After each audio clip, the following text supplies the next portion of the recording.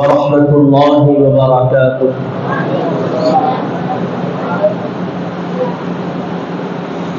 الحمد لله رب العالمين، والصلاة والسلام على حبيبه سيد الأنبياء وأشرف المرسلين وعلى آله الطيبين الطاهرين وأصحابه الأكرمين الأفضلين وعلى من أحبهم وتبعهم بإحسان أجمعين. أما بعد، فقال الله سبحانه وتعالى في كلامه العظيم: أعوذ بالله من الشيطان الرجيم، بسم الله الرحمن الرحيم. ورفعنا لك ذكرك. وقال تعالى في شأن حبيبه الكريم: إن الله وملائكته يصلون على النبي يا أيها الذين آمنوا صلوا عليه وسلموا تسليما. اللهم صل على سيدنا محمد وعلى آله وصحبه أفضل صلواتك وعدد معلوماتك وبارك وسلم.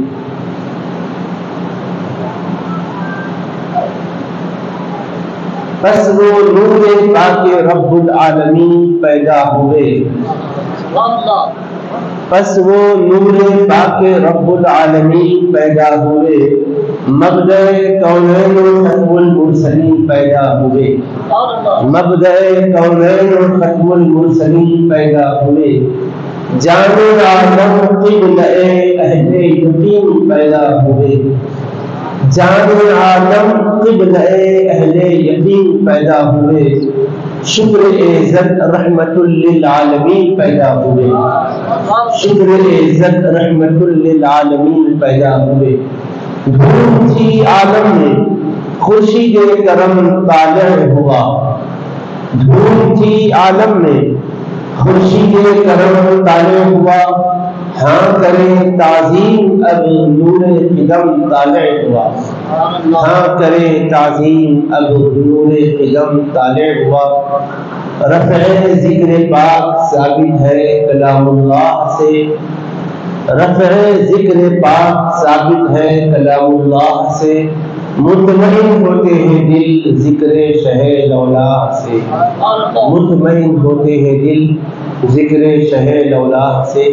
اللهم صل على سيدنا محمد وعلى آله وصحبه أفضل صلواتك وعدد معلوماتك وبارك وسلم۔ رونق اسپیچ، معزز مشائخ کرام، علماء اعظام، خطباء ذوی احترام، منتظمین اجلاس، مکرم قابل احترام بزرگوں، معزز حاضرین و سامعین، ابھی آپ فاضل گرامی مولانا حافظ میر فراست علی صاحب حفظہ اللہ سے ان کا ایمان افروز خطاب سماعت فرما رہے تھے۔ اس سے بیشتر بھی آپ نے جامعہ کے قریب فاضل سے ان کا خطاب سماعت فرمایا۔ پھر ماشاء اللہ حبیب کریم علیہ السلام کی ثنا خوانی کرنے والے ثنا خوانوں نے حبیب کریم علیہ السلام کی شان اقدس پہ نازیہ کلام سنا کر ہمارے دلوں کو محظوظ کیا، اور نظامت بھی بڑے عمدگی سے نادی میں جلسہ کروا رہے ہیں۔ یہ سبھی حضور علیہ السلام کی یاد کے اندر اپنا حصہ اور اپنی شمولیت کے ذریعے سے اللہ کو راضی کرنا چاہتے ہیں۔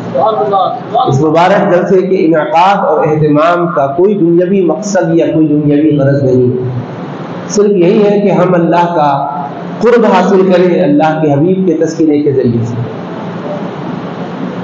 اللہ کے گھر میں ہم بیٹھ کر اللہ کے حبیب علیہ السلام کا ذکر کر رہے ہیں، یہ اللہ کے حبیب علیہ السلام کا ذکر خود اللہ رب العزت کو بہت بہت پسند ہے۔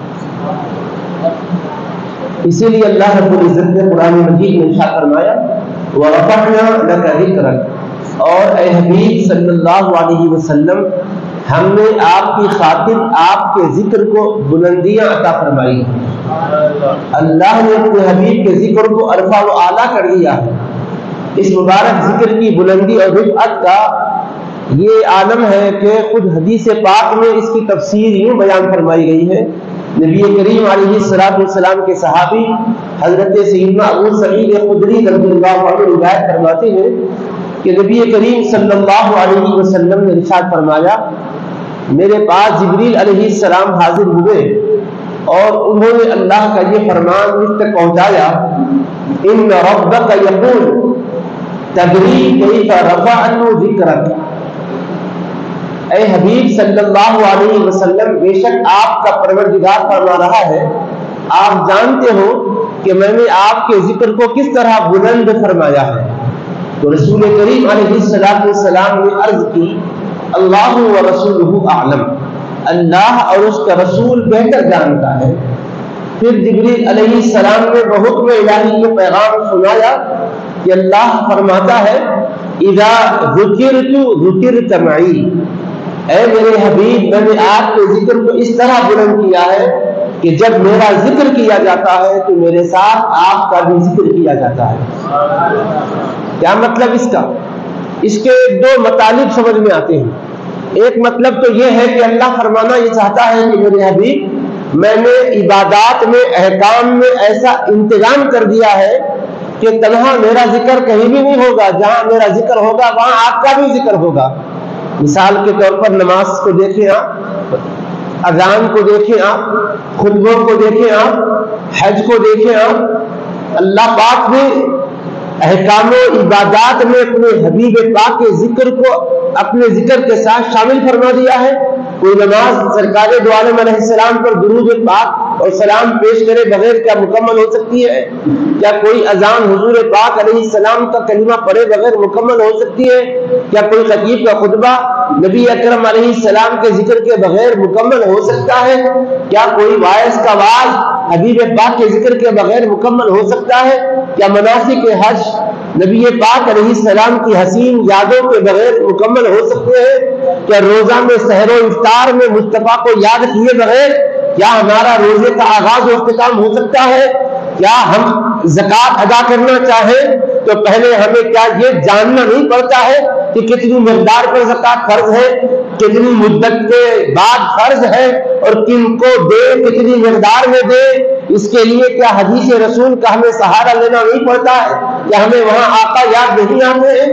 ظاہر سی بات ہے کہ فرائض ہو کے عقائد، عبادات ہو کے معاملات، معاشرت ہو کے اخلاق، اسلام کا نظام ایسا اللہ نے بنایا ہے، اذا ذکرت ذکرت معی، جب معبود کا ذکر ہوتا ہے تو محبوب کا ذکر بھی ہوتا ہے۔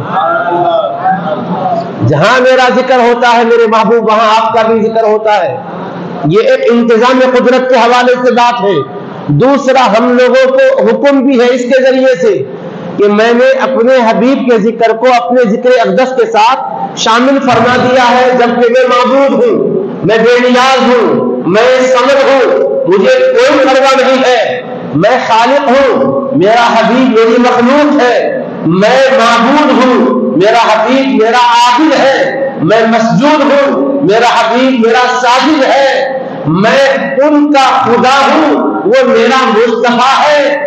میں نے اپنے ذکر کے ساتھ اپنے حبیب کے ذکر کو شامل فرما لیا ہے، لہذا تم اگر چاہو کہ قرب الہی تمہیں ملے، تم اگر چاہو کہ اللہ کی بارگاہ میں مقبول و محبوب تم بنو، تو تمہیں مصطفیٰ علیہ السلام کے ذکر کو اہمیت دینا ہوگا، اور کوئی ذکر خدا اگر تم کرنا چاہو تو حبیب کے ذکر کے بغیر کرے تو تمہارا وہ ذکر قبولیت کا درجہ نہیں پا سکے گا۔ گویا امت کو بھی تعلیم دے دی ہے، میں رب ہو کر اپنے ذکر کے ساتھ حبیب کے ذکر کو شامل رکھا ہوں تو تم امتی ہو، تمہاری کوئی بھی مجلس میرے محبوب کے ذکر کے بغیر مکمل نہیں ہونی چاہیے۔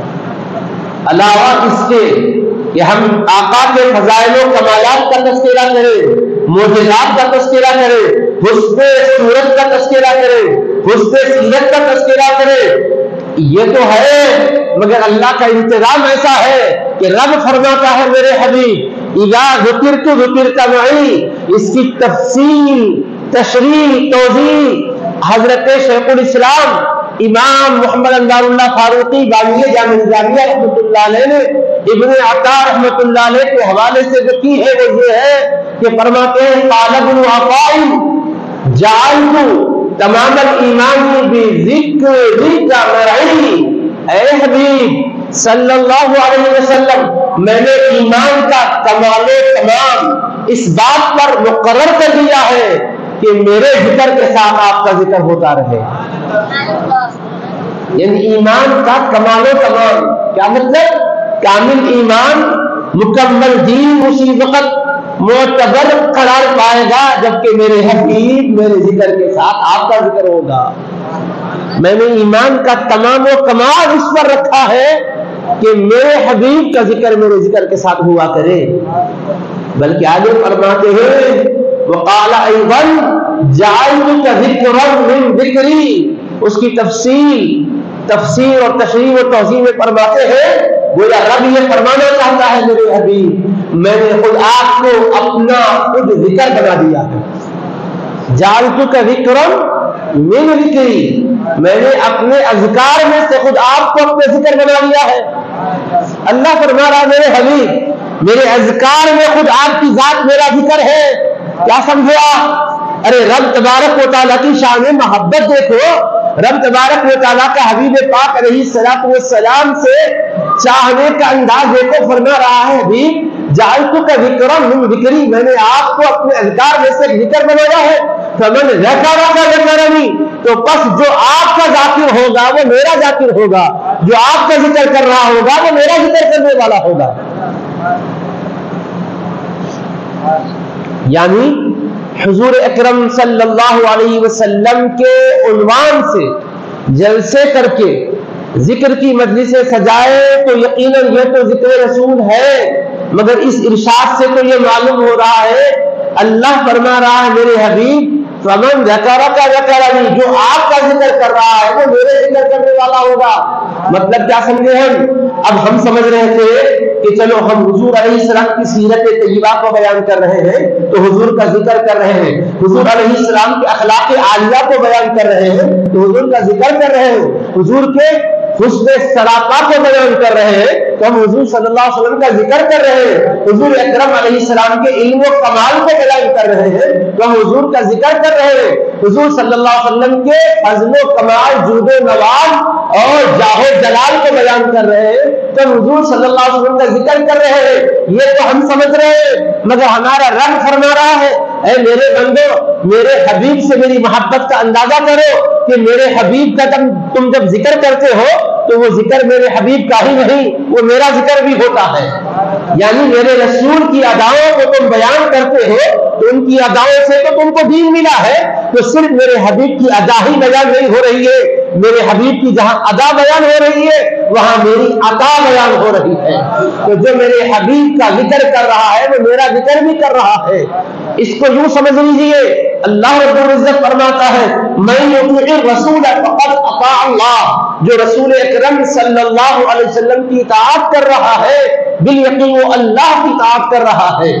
رسول کریم علیہ السلام کے احکام پر جو چل رہا ہے یقیناً وہ اللہ کے احکام پر چل رہا ہے، کیونکہ اللہ رب العزت نے فرمایا ہے وما آتاکم الرسول فخذوہ وما نہاکم عنہ فانتہوا، اور جو یہ رسول تمہیں دے تم اس کو لے لو اور جس سے یہ تمہیں منع فرمائے تم اس سے باز رہو۔ یعنی قرآن کے اندر بھی ہم پڑھتے ہیں تو اللہ کا فرمان ہمارے سامنے دلوں کو اجالا دیتا ہو نظر آتا ہے کہ جو رسول دے اس کو لے لو، جس سے روکے اس سے رک جاؤ۔ اللہ رب العزت اس کائنات میں بھیجا ہی ہے ہمارے حبیب کریم علیہ السلام کو تاکہ وہ اللہ کے دین کی تعلیم دے، بندگان خدا کو خدا کی طرف بلائیں۔ کیا اللہ پاک کا فرمان یہ نہیں ہے لقد من اللہ علی المؤمنین اذ بعث فیہم رسولا من انفسہم یتلو علیہم آیاتہ ویزکیہم ویعلمہم الکتاب والحکمہ وان کانوا من قبل لفی ضلال مبین۔ البتہ تحقیق کے اللہ تعالی نے ایمان والوں پر احسان عظیم فرمایا ہے جبکہ اس نے ان میں انہی میں سے اپنے باعظمت رسول کو مبعوث فرمایا جو ان پر اس کی آیتیں تلاوت فرماتے ہیں اور ان کے دلوں کو پاک صاف کرتے ہیں اور انہیں کتاب و حکمت کا علم عطا کرتے ہیں، اور بالیقین یہ لوگ ان کی جلوگری سے پہلے کھلی گمراہی میں مبتلا تھے۔ تب آپ دیکھو رسول کریم علیہ الصلوۃ والسلام کا ذکر اللہ کا ذکر ہے، رسول کریم صلی اللہ علیہ وسلم کی اطاعت اللہ کی اطاعت ہے، رسول کریم صلی اللہ تعالی علیہ وآلہ وسلم کی اشاعت کو ہم سمجھے تو کس طرح، ذرا اس میں بھی سمجھایا جا رہا ہے میرے رسول علیہ السلام کے اس دنیا میں آنے سے پہلے دنیا کا حال کیا تھا، کفر میں لوگ مبتلا تھے، گمراہی میں مبتلا تھے، ظلمت اور تاریکی میں مبتلا تھے، عدل و انصاف کا لفظ تھا مگر اس کا حقیقی معنی لوگوں کی زندگی میں دکھائی نہیں دیتا تھا، اخلاق اور شائستگی یہ اپنی حقیقت کھو چکے تھے، ظلم و بربریت کا راج تھا، ایک دوسرے کی جان کے دشمن تھے، خون کے پیاسے تھے، اور بربریت کا یہ حال تھا کہ شفقت دل سے جا چکی تھی، مہربانی کا دل کے اندر کوئی پاس و لحاظ اور کوئی وجہ، کوئی وجود و جگہ نہ تھی، حتیٰ کہ باپ بھی اپنی بیٹی کو زندہ گرگور کرنے میں کوئی عیب، کوئی آر، کوئی تنگی، کوئی کمی محسوس نہ کرتا تھا۔ قرآن کہہ رہا ہے وَإِذَا بُشِّرَ أَحَدُهُم بِالْأُنثىٰ ظَلَّ وَجْهُهُ مُسْوَدًّا وَهُوَ كَظِيمٌ يَتَوَارَىٰ مِنَ الْقَوْمِ مِنْ سُوءِ مَا بُشِّرَ بِهِ أَيُمْسِكُهُ عَلَىٰ هُونٍ أَمْ يَدُسُّهُ فِي التُّرَابِ أَلَا سَاءَ مَا يَحْكُمُونَ۔ اور جب ان میں سے کسی کو خوشخبری دی جاتی کہ لڑکی پیدا ہوئی ہے، ظَلَّ وَجْهُهُ مُسْوَدًّا، اس کا چہرہ فخ ہو جاتا، سیاہ ہو جاتا، وَهُوَ كَظِيمٌ، غصے سے دم گھٹنے لگتا، یتوارا من القوم، لوگوں سے چھپتا پھرتا، بیٹی پیدا ہوئی لوگوں کے سامنے آنے سے کتراتا، غصے میں آ جاتا، چہرہ اس کا کالا ہو جاتا، چہرے پر افسردگی آ جاتی، رنج و غم، حزن و ملال تاری ہو جاتا، یتوارا من القوم، لوگوں سے چھپتا رہتا، یہ سوچتا ایمسکہ علی ہون، کیا اس نومولود بچی کو ذلت کے ساتھ روتے رکھوں، ام یدسہ فی التراب، یا زمین میں دبا دوں، کیا اس کو درگور کر دوں یا زمین پر رکھوں تو بڑی ذلت اور رسوائی اٹھانا پڑے گی، کیا کروں؟ الا ساء ما يحكمون، آگاہ رہو کتنا برا فیصلہ یہ لوگ کرتے تھے۔ یہ تھا سماج، قرآن نے اس کی تصویر دکھائی، میں کوئی تاریخی روایت نہیں سنایا، بعد میں کوئی کہے گا وہ تاریخی روایت میں ضعف ہے، کمزوری ہے۔ قرآن خود کہہ رہا ہے کہ جس رسول کو بھیجا ان کے آنے سے پہلے دنیا کا نقشہ کیا تھا۔ اب تو غیروں کی کیا بات کی جائے بھائی، خود باپ اپنی بیٹی کے ساتھ یہ سلوک کر رہا ہے، تو یہ شفقت کا فقدان تھا، تو پھر دوسروں پہ ترس کھانے والا کون تھا؟ وَإِن كَانُوا مِن قَبْلُ لَفِي ضَلَالٍ مُبِينٍ، نبی کی آمد سے پہلے پوری دنیا کا حال کیا تھا؟ لفی ضلال مبین، کھلی گمراہی میں مبتلا تھی دنیا۔ تو قرآن کہہ رہے گمراہی میں، وہ عقیدے کے اعتبار سے گمراہ تھے، عمل کے اعتبار سے بگڑے ہوئے تھے، جن کے عقائد خراب، جن کے اعمال خراب، اب ان کو سنوارنا اور سدھارنا ہے، اور پھر سنورنا سدھرنا بھی ہے تو ان کے اندر جذبہ بھی چاہیے، ارادہ بھی چاہیے۔ یہاں طے کر کے رکھے ہوئے کہ ہم سننے گے بھی نہیں، سنوریں گے بھی نہیں، سدھارنے سنوارنے والوں کو ہی ستائیں گے۔ کچھ تو وہ ہوتے ہیں بگڑے ہوئے ہوتے ہیں، جب سدھارنے کے لیے کوئی آتا ہے اور اچھی بات کہتا ہے تو اس کا ساتھ دیتے ہیں، شکریہ صاحب، سمجھ میں نہیں آیا تھا، غلطی کر رہا تھا، آپ بتائیں، آپ کو اللہ اچھا رکھے۔ یہ طریقہ ہے سدھرنے کا انداز۔ لیکن وہاں یہ ہے کہ سدھرنے کی بات، سنورنے کی بات کوئی کہتا ہے اسی کو ستانا، اسی کو مارنا، اور صرف ستانا ہی نہیں، عرصہ حیات تنگ کر دینا۔ کیا بتاؤ، رسول کریم علیہ الصلوۃ والسلام کی جلوگری سے پہلے جو برائیاں پھیلی ہوئی تھی، ان برائیوں کے خاتمے کی ضرورت نہیں تھی، اللہ نے ان برائیوں کے خاتمے کے لیے اپنے حبیب کو کھڑا کیا اور حکم فرمایا اپنے حبیب پاک علیہ السلام کو، میرے حبیب یا ایھا المدثر قم فانذر وربک فکبر وثیابک فطہر والرجز فہجر، اے میرے حبیب، اے چادر اوڑھنے والے میرے محبوب، کھڑے ہو جائیے، آگاہ دیجیے، خبردار کیجیے، ڈرائیے، اپنے رب کی کیمیائی اور پاکی بیان کیجیے، اپنے باطن و ظاہر کو پاک جیسا رکھ رہے ہیں اسی پاکیزگی پر قائم بھی رہیے، گندگیوں سے جیسے اپنے دامن کو آلودہ ہونے سے بچا رہے ہیں ایسی بچائے رکھیے، اور امت میں اللہ کے دین کو غالب کرنے کے لیے، اس کے نام کو بلند کرنے کے لیے کھڑے ہو جائیے، آپ عزم کے ساتھ اٹھ جائیے میرے حبیب، اکیلے ہیں آپ کا رب آپ کو دیکھ رہا ہے، وَتَوَكَّلْ عَلَى الْعَزِيزِ الرَّحِيمِ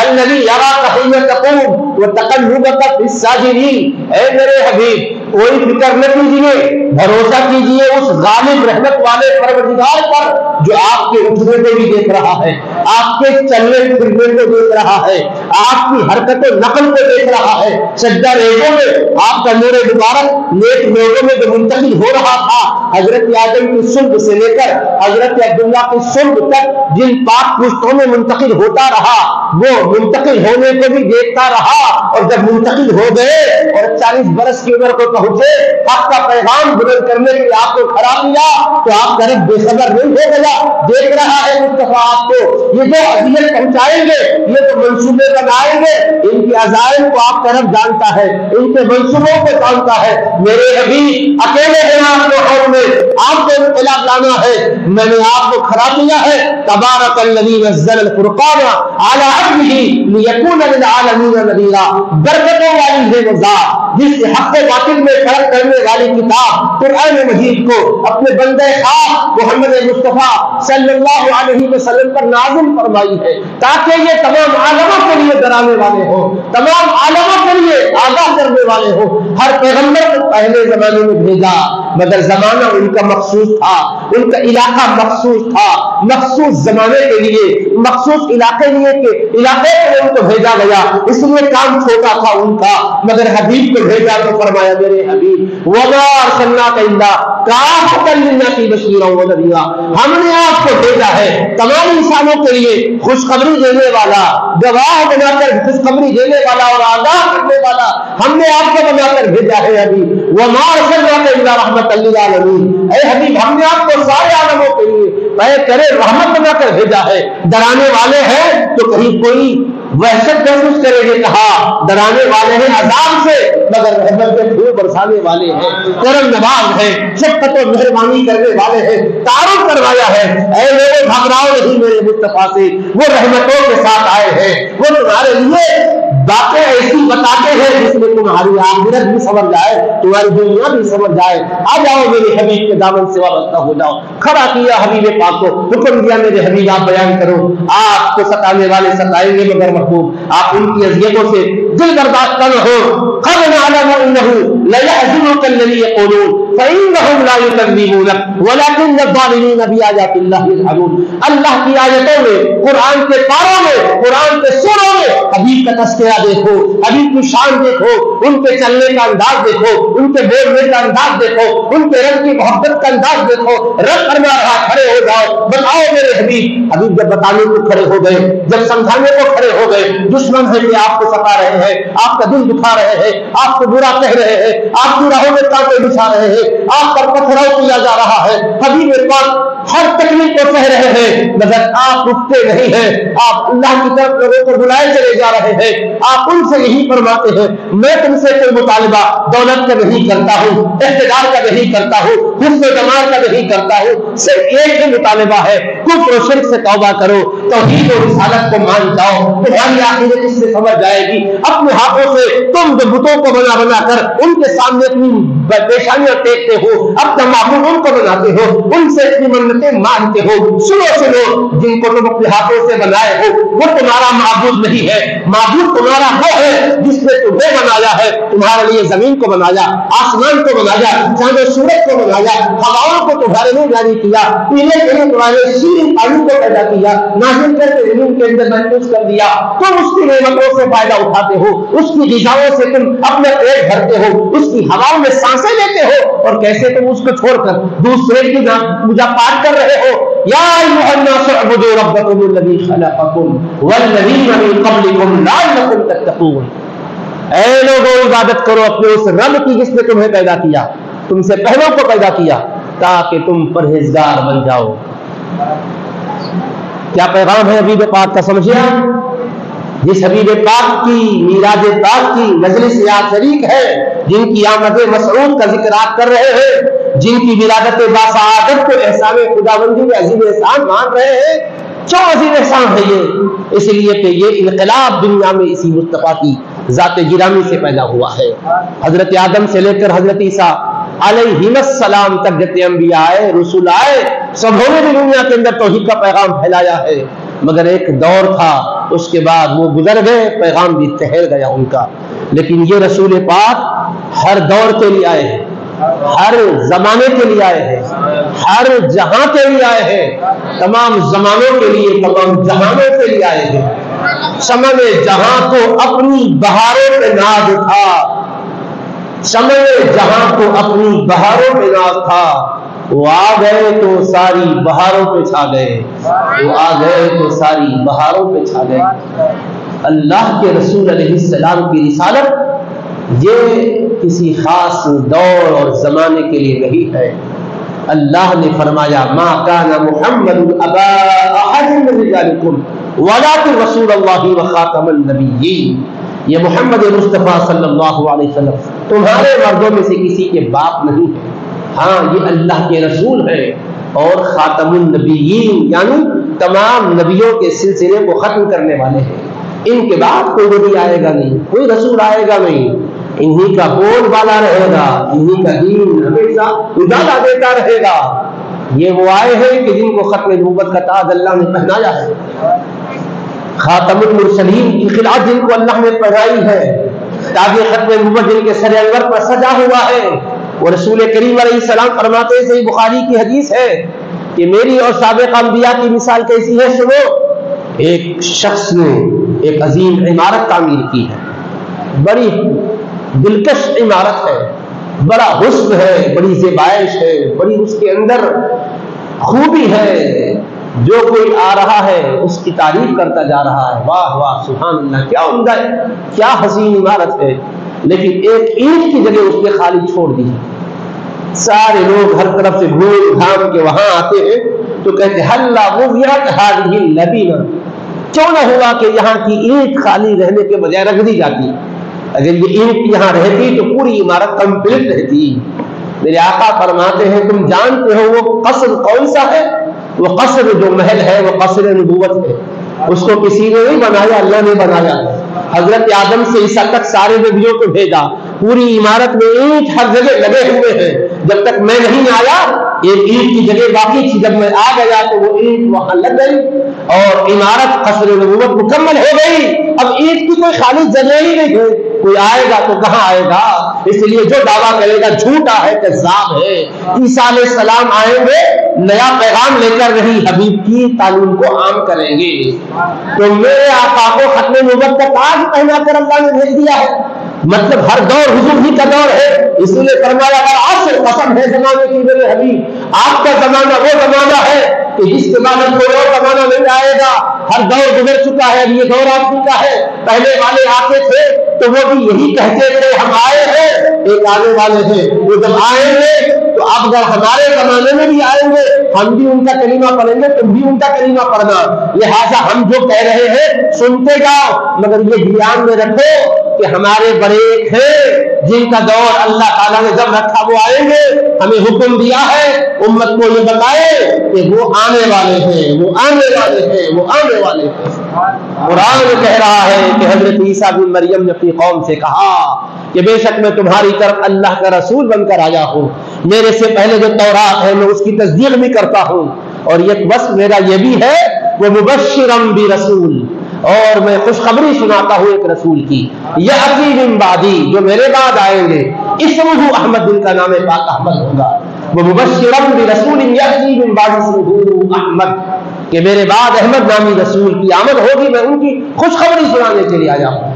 تو یہ ہر پیغمبر کی دعوت کا حصہ تھا کہ جہاں توحید کی بات بتائے، جہاں آخرت کی بات بتائے، وہاں یہ بھی بتائے کہ ایک پیغام آخری پہنچانے والے آئیں گے، وہ ہمارے بھی سردار ہے، تمہارے بھی سردار ہے، ہمارا کلمہ تم پڑھ رہے ہو، ہم نے ان کا کلمہ پڑھا تو اللہ نے ہمیں نبی بنایا، تو وہ ہے رسول کریم علیہ السلام جن کو اللہ نے سارے جہانوں کے لیے بھیجا۔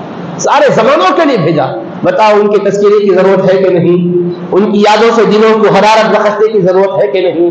اس مادیت کے دور میں جہاں ہماری راتیں ادھر ادھر گپ شپ میں گزر جاتی ہے، کچھ وقت ہونا چاہیے کہ نہیں؟ بولیے. عام دنوں میں بھی ہونا چاہیے. یہ تو ربیع الاول حضور کی آمد کی وجہ سے اللہ کے عظیم احسان کے ظہور کا مہینہ ہے. اس میں تو زیادہ سے زیادہ ہونا چاہیے تاکہ اللہ کے احسان کی شکر گزاری کر سکے، ہم اللہ کے کلام کو پڑھ پڑھ کے جان سکے حضور کی شان کیا ہے، کس طرح حضور کی نبوت اور رسالت کا اللہ نے تعارف کروایا. فرمایا قل یا ایھا الناس، کہہ دیجئے میرے حبیب اے لوگو، انی رسول اللہ الیکم جمیعا، بے شک میں تم سب کی طرف اللہ کا رسول بن کر آیا.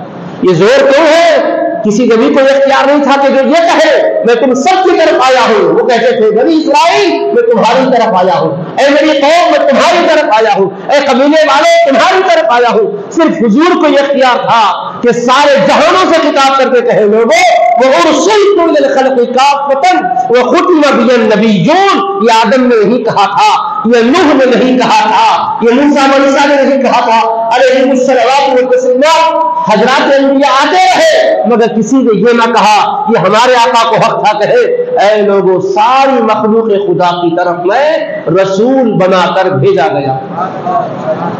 یہ حدیث صحیح مسلم کی وَأُرْسِلْتُ إِلَى الْخَلْقِ كَافَّةً، ساری مخلوق کی طرف. کافہ کوئی ایک بھی چھوٹا نہیں، ساری مخلوق کی طرف میں رسول بنا کر بھیجا گیا ہوں. وہ ختم بِهِ النَّبِيُّونَ، مجھ پر نبیوں کے سلسلے کو ختم کر دیا گیا ہے. یہ خاتم النبیین کا میلاد ہے، یہ رحمت للعالمین کا میلاد ہے، یہ سید الاولین والآخرین کا میلاد ہے کہ جن کی جلوہگری نے انقلاب برپا کیا.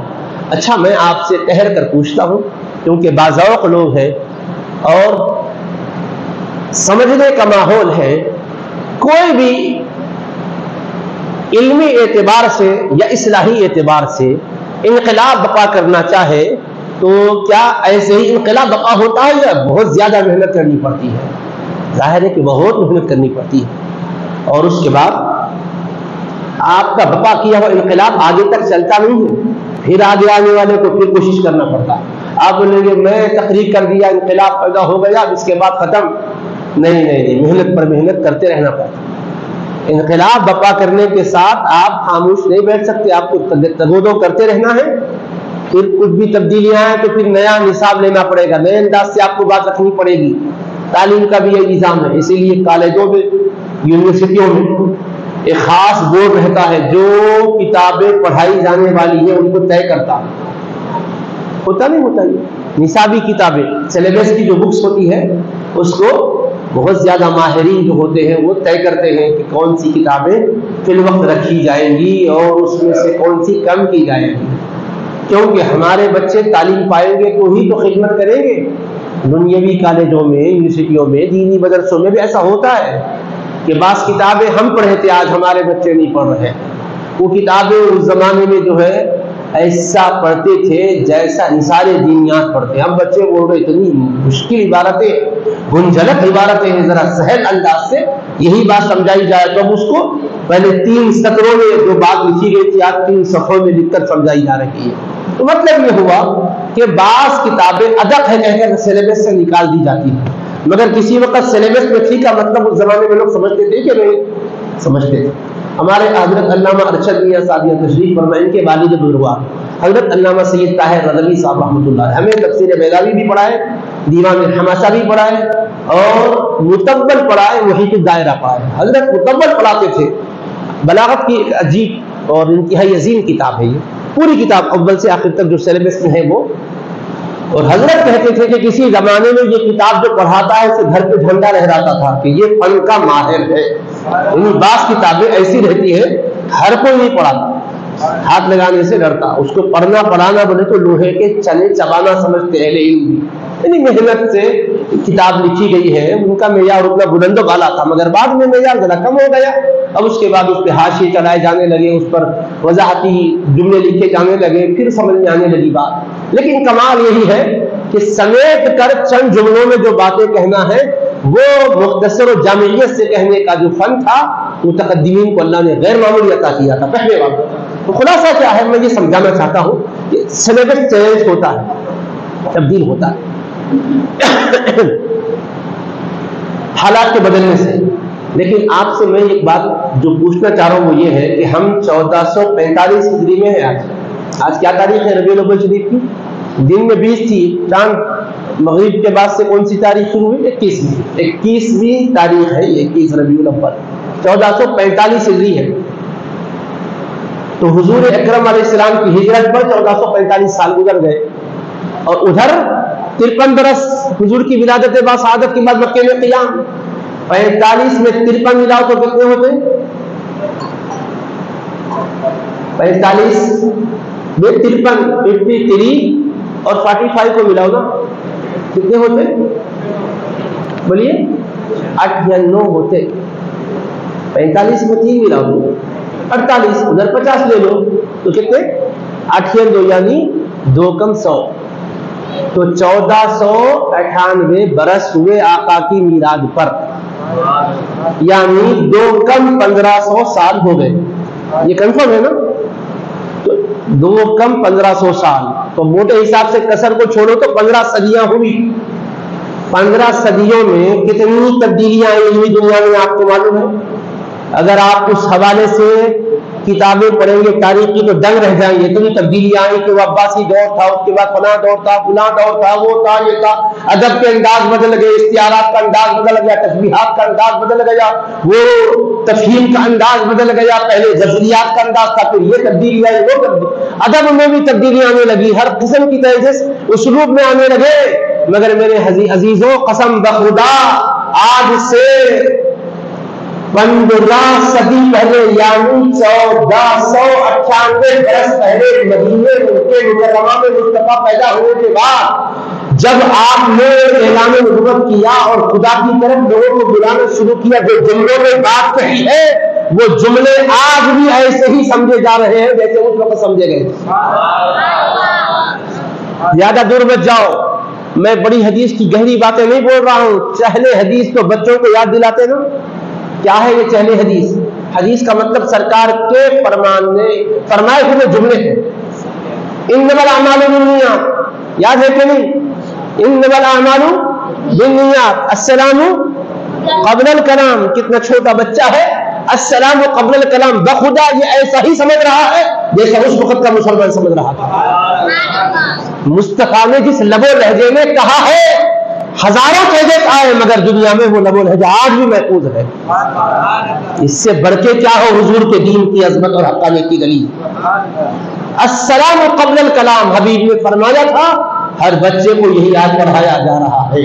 یہ تو حیدرآباد میں ہے، مراد نگر حیدرآباد کی بات ہو رہی ہے، مہدی پٹنم حیدرآباد کی بات ہو رہی. کسی چھوٹے سے چھوٹے قصبے میں جاؤ جہاں ڈھنگ سے اردو بولی نہ جاتی ہو، وہاں بھی کہنا ہے قال رسول اللہ صلی اللہ علیہ وسلم السلام قبل الکلام. رسول اللہ صلی اللہ علیہ وسلم نے فرمایا ہے بات کرنے سے پہلے سلام کیا کرو. وہاں کا بچہ بھی نیند سے بیدار ہوتا ہے تو پڑھتا ہے الحمدللہ الذی احیانا بعدما اماتنا والیہ النشور. یہ کس کے کہے ہوئے جملے ہیں؟ یہ حبیب پاک کے کہے ہوئے جملے ہیں، جن کی ایک ایک بات کو اللہ نے ایسا محفوظ کر دیا ہے کوئی اور ریکارڈ ہو یا نہ ہو، حبیب کا ریکارڈ دنیا کے اندر محفوظ. بلکہ میرے عزیزوں، جن ہستیوں نے یہ احادیث کو محفوظ کیا ہے، آقا کے فرمائے ہوئے جملوں کو محفوظ کیا ہے، ان کی اداؤں کو محفوظ کیا ہے، وہ حضرات کی زندگیاں بھی کتابوں میں محفوظ ہے. اگر آپ جاننا چاہیں امام بخاری کب پیدا ہوئے آپ کو ملے گا، وہ جوان ہوئے تو کیا کیے وہ ملے گا، وفات کیسے ہوئی یہ ملے گا، ان کی تربت کہاں بنی ہے ملے گا، کتنے جنازے میں شریک ہے ملے گا. آپ جاننا چاہیں احمد بن اشکاب امام بخاری کے استاد، آپ جاننا چاہیں محمد بن فضیل، آپ جاننا چاہیں عمارہ بن قعقاع، ایک ایک راوی حدیث کی ہسٹری کو آپ جاننا چاہیں، کسی اور کی ملے نہ ملے مگر خدام دین کی ہسٹری محفوظ ہے. کیا یہ آقا کی عظمت کی دلیل نہیں ہے؟ کہ یہ دین کی صداقت کی دلیل نہیں ہے؟ بتاؤ کوئی ہے دھرم ایسا دنیا میں جو اپنے فرمانرواؤں کی، اپنے ریکارڈروں کی ایسی ہسٹری کو محفوظ رکھتا ہو؟ ارے ادھر کا ملا تو ادھر نہیں ملتا، سر ملا تو پاؤں نہیں ملتا.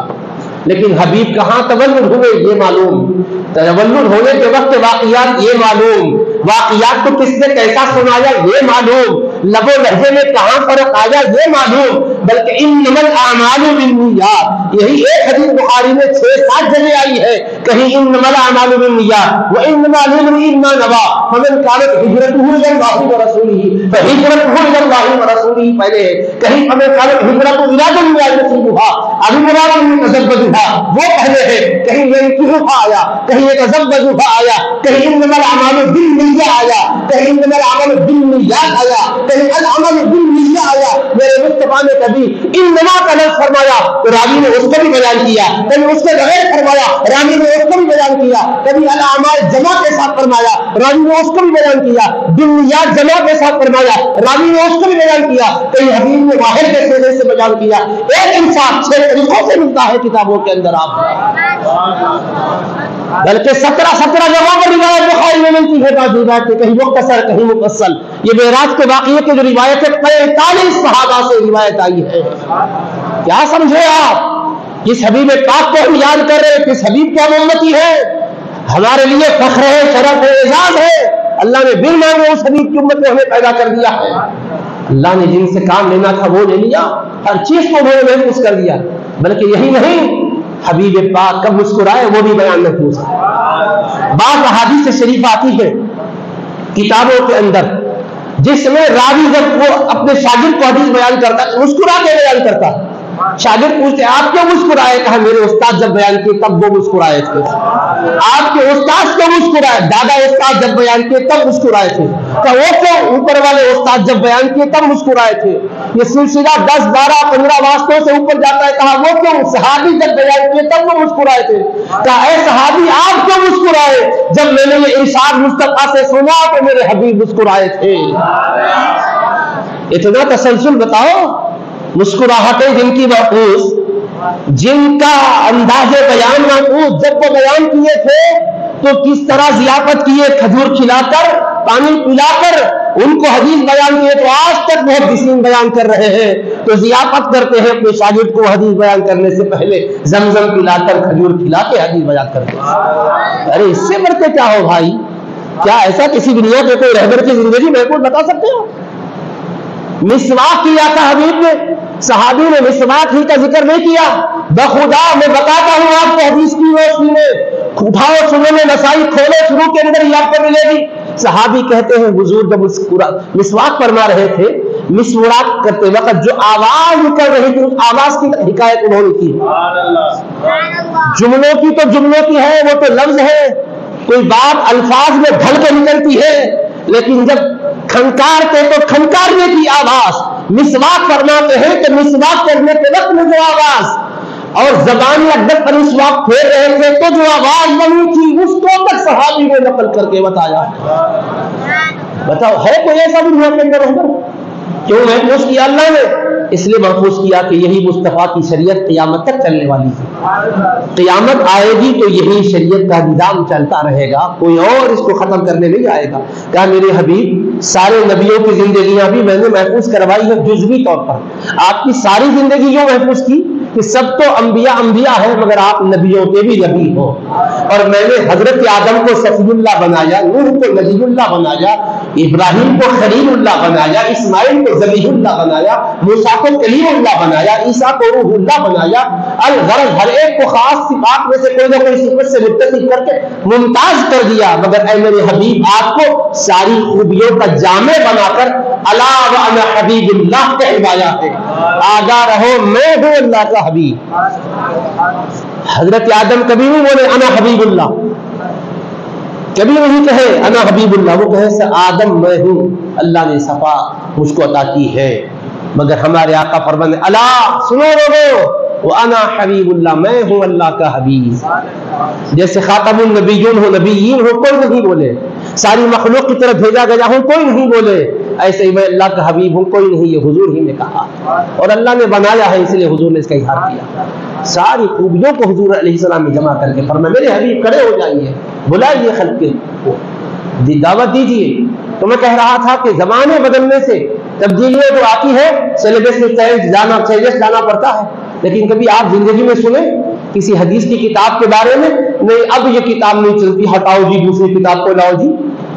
منطق کی کتابیں رکھی ہوئی گئی، ہٹائی گئی، ادب کی کتابیں رکھی گئی ہٹائی گئی، عقائد پر لکھی گئی کتابیں رکھی گئی ہٹائی گئی، مگر بخدا کوئی یہ نہیں کہہ سکتا ہے کہ آقا کی احادیث میں کبھی کوئی یہ کہہ سکتا ہے نہیں یہ دور کے تقاضے اب اس سے پورے نہیں ہوتے، اس کو ہٹاؤ، فلاں کتاب کو لاؤ۔ نہیں، جس کتاب حدیث کو کھولو تمام تقاضے ہر دور سے اس سے پورے ہوتے نظر آئیں گے آپ کہیں گے نہیں صاحب وہ تو امام بخاری جب لکھے تھے تب تو ہوائی جہاز بھی نہیں تھا، اب تو ہوائی جہاز ہے، اس میں نماز کا مسئلہ ہے، کیا اس پر بھی کوئی حدیث ملے گی؟ کہیں گے بخدا آؤ ہم تمہیں بتاتے ہیں، تم ہوائی جہاز کے اندر نماز پڑھنے کا مسئلہ پوچھو تو ہم کسی غیر نٹو خیرے کے حوالے نہیں کرتے، ہم یہ بھی نہیں بولتے کہ سفر کر کے امریکہ یورپ جا کر معلوم کرو، ہم کہتے ہیں ان کے گداگر بیٹھے ہیں، آؤ تمہیں کتاب حدیث کھول کر بتائیں گے، آقا کے اس ارشاد سے یہ اشارہ ملتا ہے یہاں ایسا کرنا چاہیے، کہیں کھلے لفظوں میں ملتا ہے تو کہیں اشاروں میں ملتا ہے۔ اب اشاروں کی زبان کو سمجھنے کے لیے تھوڑا سلیبس پڑھنا بھی پڑتا ہے، آپ کہیں گے ہر ترجمے کرنے والے کو سمجھ میں آ جائے، ظاہر سی بات ہے کہ فرض ہے، علم ہے وہ بھی ہے، مگر ہے اس کا حل موجود۔ آپ کہیں گے ڈی این اے ٹیسٹ کے ذریعے سے جو انکشافات ہو رہے ہیں، ہمارا دین کیا اس بارے میں کچھ کہہ سکتا ہے؟ سائنس پڑھنے والوں تم کیونکہ سائنس پڑھتے ہو دین نہیں پڑھتے ہو، اس لیے یہ چیلنجز تمہارے لیے چیلنجز ہے، لیکن ہم گوریا نشینوں کے لیے چیلنجز نہیں ہے، ہم بتائیں گے کیا ہے وہ فلسفہ، آؤ حدیث کی روشنی میں، آؤ قرآن کی روشنی میں۔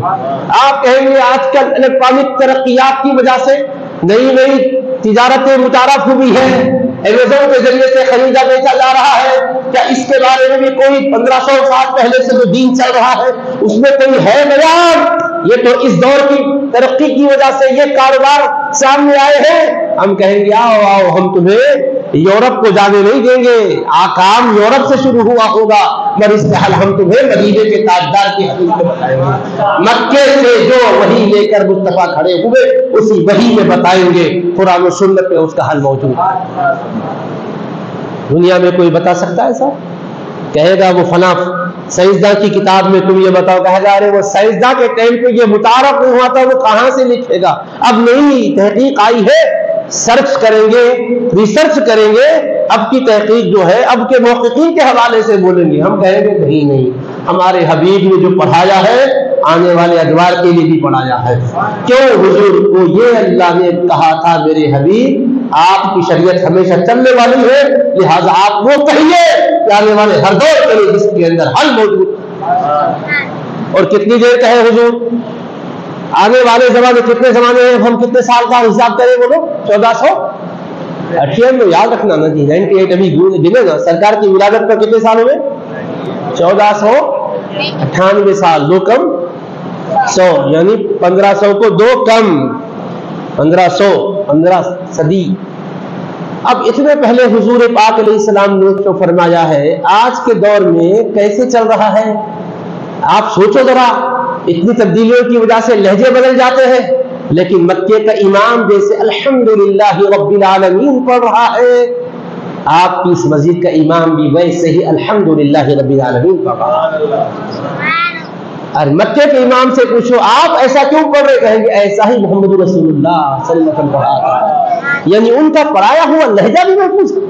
اور بعض کلمات قرآن میں قرات سبا بھی ہے، عشرہ بھی، قرات 10 قاریوں کے ذریعے سے ہم تک پہنچی ہے، تھوڑا اس میں فرق ہے، مطلب حبیب نے کبھی مالک یوم الدین پڑھا، کبھی ملک یوم الدین پڑھا، قربان جاؤ اللہ نے وہ بھی محفوظ کر دیا۔ ہمارے پاس الحمدللہ رب العالمین الرحمن الرحیم مالک یوم الدین پڑھنے والے ہیں تو ملک یوم الدین بھی پڑھنے والے۔ کیوں ایسا کہا میرے مصطفیٰ نے؟ ایسا بھی پڑھنے کی اجازت دی، ایسا بھی پڑھنے کی اجازت دی۔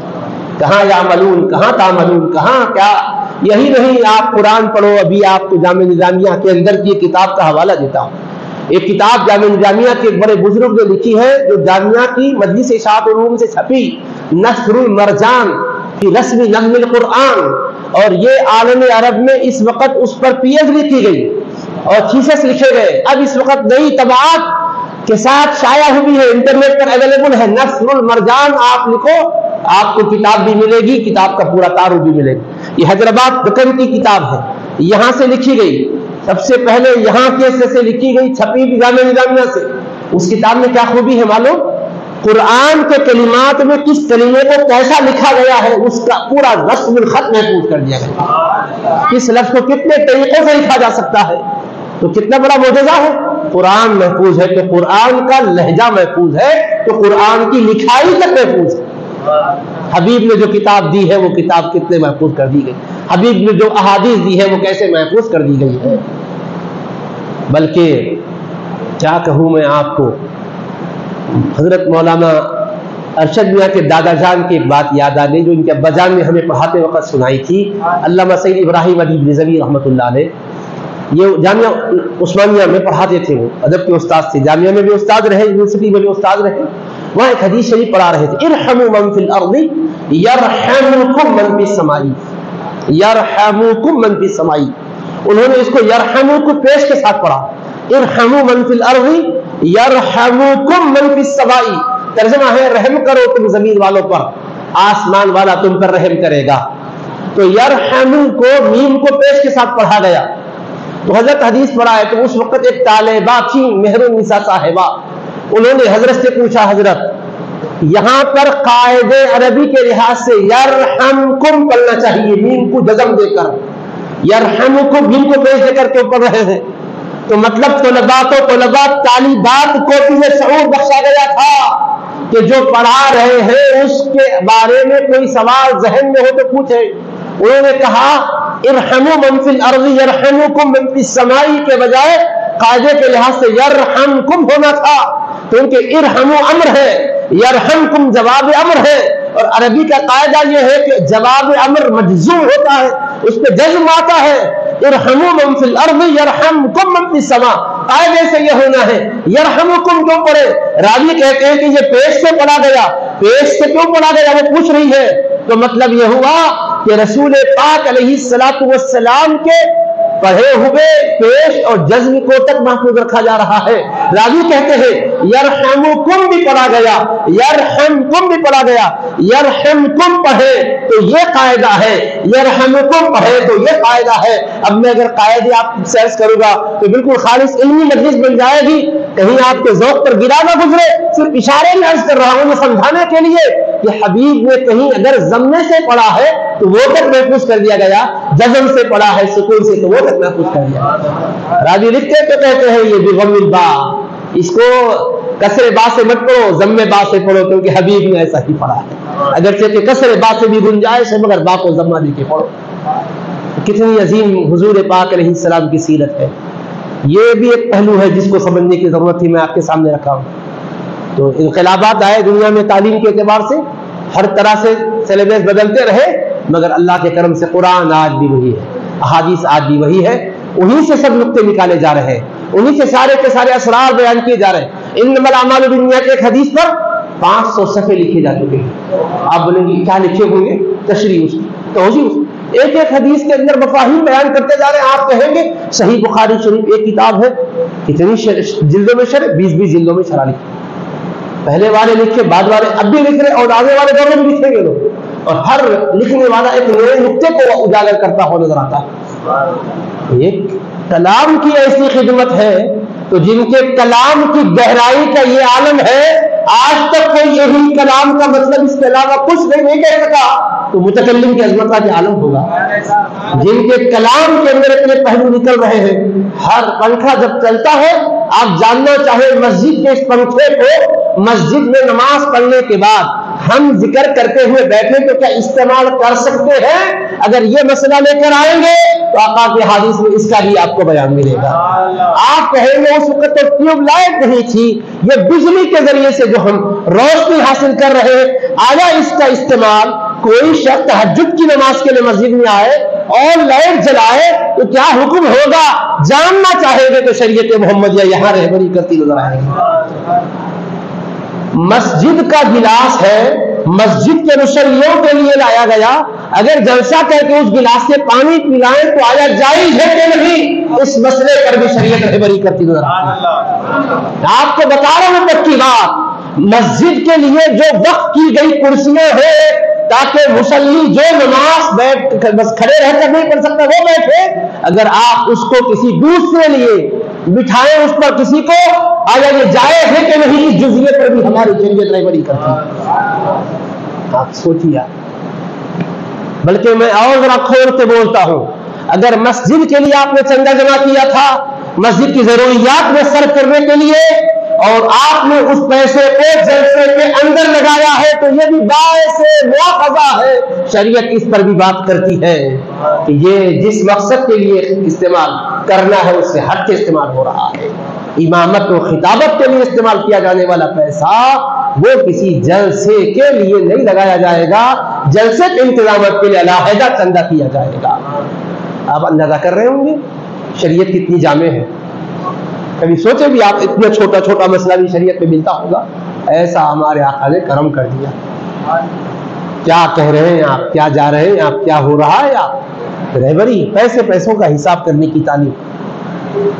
سبحان اللہ۔ ایک مرتبہ کا واقعہ ہے، ایک بزرگ تھے، اللہ والوں پر انکشاف بھی ہوتے ہیں، دل روشن ہونے کی وجہ سے قصہ سناتا ہوں میں۔ ویسے میری عام عادت قصہ سنانے کی نہیں ہے، مگر ذہن کھولنے کے لیے بول رہا ہوں۔ ایک صاحب تھے، ان کی مالی حالت بہت اچھی تھی، رفتہ رفتہ ڈاؤن میں جاتے چلے گئے، یہاں تک کہ غربت آ گئی، بڑے پریشان ہو گئے، وجہ نہیں معلوم ہوئی۔ انہوں نے ایک بزرگ سے دریافت کیا کہ حضرت میری یہ غربت کی وجہ کیا ہے، سمجھ میں نہیں آ رہا، جو کر رہا ہوں نقصان ہو رہا، ہر طرح سے پریشانی ہی پریشانی ہے۔ تو بزرگ نے غور کرنے کے بعد کہا، میاں ایسا معلوم ہوتا ہے مسجد کی کوئی چیز تمہارے گھر میں آ گئی، جس کی وجہ سے یہ وبال میں تم چلے گئے۔ انہوں سوچے کیا ہوا؟ ارے ہاں، ایک مرتبہ ایک استعمال شدہ لوٹا تھا، مسجد والے وہ لوٹے کو اسی رگجت میں اٹھا کے لایا، گھر میں استعمال کیا۔ انہوں بولے یہ مسجد میں تصرف ہوا جس کی وجہ سے تمہارے اوپر یہ بلا آئی ہے، تم توبہ کرو اور جو جس جگہ کی ہے وہیں جا کے رکھ دو۔ سمجھے آپ؟ شریعت اتنی جامع و کامل و شامل ہے۔ تو بہرحال میں بات زیادہ طویل بھی نہیں کرنا چاہ رہا ہوں، مگر چونکہ ذہن کھولنا میرا ارادہ تھا کہ مختلف ذہنوں سے سرکار کے تذکرے ہمارے اندر ہو اور ہمارے اندر ایک اطمینان کی کیفیت آئے کہ موجودہ دور میں سینے سے آپ سینہ جھکا کر نظریں نیچی کر کے مرغوبیت کے عالم میں جیے۔ میں یہ نہیں چاہ رہا ہوں، دنیا کی نگاہوں میں نگاہیں ڈال کے شان سے جینا سیکھو۔ غلام رسول پاک علیہ السلام ہے تو ان کو اللہ نے وَأَنْتُمُ الْأَعْلَوْنَ إِن كُنتُم مُؤْمِنِينَ کا اعزاز دیا ہے۔ تم ہی غالب ہو اگر ایماندار ہو، تو گھبرائے ہوئے خوف کے عالم میں مت جیو۔ اللہ نے تمہارے سینے میں جو عشق رسول کی دولت دی ہے، ایمان رسول کی جو طاقت دی ہے، یہ بڑی طاقت ہے۔ دولت سے آدمی کی قسمت نہیں سنورتی، آقا جسے نوازے قسمت کا وہ دھنی ہے۔ تو یہ دولت ایمان کی آپ کو ہم کو جو دی گئی ہے، ہم اس کی قدر پہچانیں، علم سے جڑ جائیں اور اپنی نسلوں کو دین کا علم سکھائیں۔ دنیاوی علوم سے میں نہیں روک رہا ہوں، مگر ان کو اللہ کے رسول علیہ السلام کی سیرت و کردار سے واقف کروانے کی پہلے سے زیادہ ضرورت ہے۔ اور پھر جیے تو بس حوصلے کے ساتھ جیے، ایسا نہیں بھکاریوں کی طرح، غریبوں کی طرح، ایک دم قسم کا کرسی میں رہنے والوں کی طرح۔ تواضع کرو خدا کی بارگاہ میں، لیکن خدا کے باغیوں کے سامنے جی جی جی جی جی کہہ کے چاپلوسی کرنے والے بن کے نہ جیو، شان سے جیو۔ اللہ نے عزت دی ہے، ایمان کی شان دی ہے۔ اللہ سے میری دعا ہے کہ پروردگار تیرے حبیب کریم علیہ السلام کے ذکر کی مجلس کی برکتوں سے ہمارے احوال کو پاکیزہ بنا، پستی سے بلندی کی طرف ہمیں اے اللہ پہنچا، اور جب تک دنیا میں زندہ رکھ، اسلام کی عظمت کے ساتھ زندہ رکھ، وقت اخیر آئے تو ایمان کا خاتمہ عطا فرما، قبر و حشر میں اپنے حبیب پاک کی شفاعت نصیب فرما۔ جس دن حضرات نے اس مبارک مجلس کا انعقاد اور اہتمام کیا ہے، اے پروردگار ان کی زندگی میں برکت عطا فرما۔ اے اللہ سب کے گھروں کو شاد و آباد رکھ، اے اللہ ہر ایک کی ہر مشکل اور پریشانی کو دور فرما۔ اے اللہ کل قیامت میں تیرے حبیب پاک علیہ السلام کے لواء الحمد تیرے ہمارا حشر فرما۔ وصلی اللہ تعالی علی خیر خلقہ وآلہ وصحبہ اجمعین، والحمد للہ۔